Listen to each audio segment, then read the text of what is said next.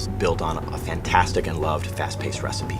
It's got the fantastic multiplayer gameplay that our fans expect, a rich new universe, a solo campaign, and a phenomenally exciting new mechanic in the game called Build and Battle, a system that allows players to build structures dynamically on the fly and make the battlefield play the way they want to play at that time.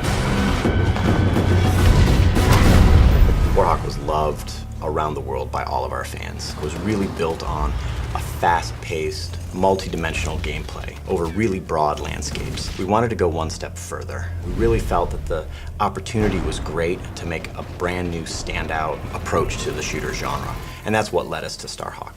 In Starhawk, the universe is in the future, in the distant reaches of the galaxy, a place we call the Frontier, a set of human colonies that have been built up over a number of years, really kind of fueled by what we call the Rush, kind of our gold rush analog for Rift energy. As these rifters, which is our short term for rift miners, were mining Rift energy, they found that it was incredibly potent. But exposure to Rift energy causes them to become infected. The Rift energy permeates their body, their mind, their skeleton, and they end up becoming enraged, hell-bent to protect the Rifts from the Rifters. And that's one of the factions in our game, the Outcast. And they form these roaming war bands that go from corner to corner in the Frontier, all the distant colonies.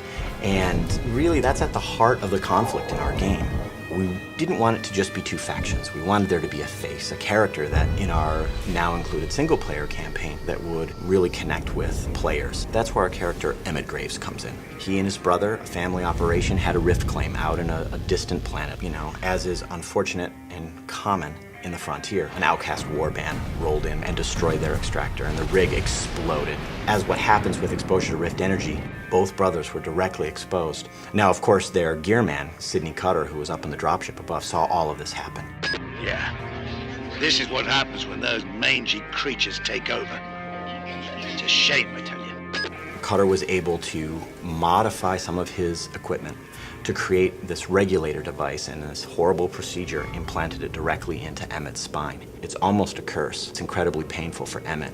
And now he bears the mark, the brand of an outcast warrior. And he became outcast himself. And so Emmett ended up being a hired gun, like a gunslinger, protecting claims, going to colonies that were being attacked by outcast warbands. Anybody that comes out here has a plan or a problem. I came back with both. And so Emmett and Cutter take their rift salvaging operation to protect White Sands, a small colony on the distant moon of Dust, from an outcast warband. And so that's the start of the game. Emmett was the hero that they needed, but they didn't want. And not only is that conflict at the core of the game's story and fiction and universe, but it's actually core to our exciting new system in the game called Build and Battle. We decided to say, all right, what if the battlefield was just the landscape? A beautifully rendered canvas onto which the player could customize in a fast, violent, brutal way that matches the gameplay that they expected from Warhawk. And that's what Build and Battle is. It's a quick, brutal system to allow the player to build wall structures and bases and bunkers and towers and all of these other units and structures in the game to fit how they want to play, not only in single player, but in multiplayer.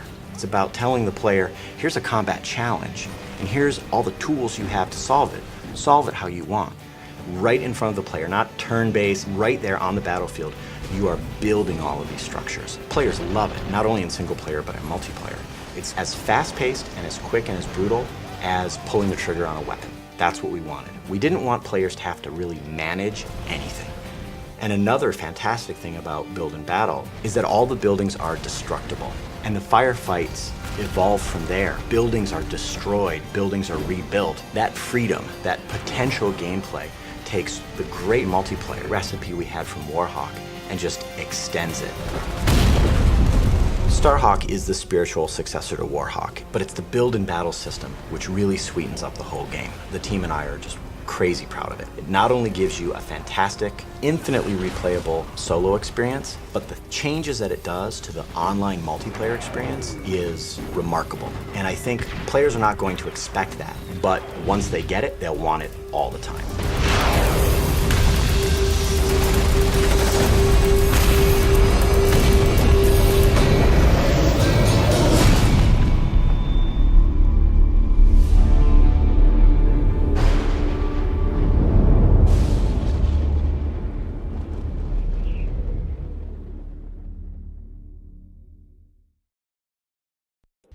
送。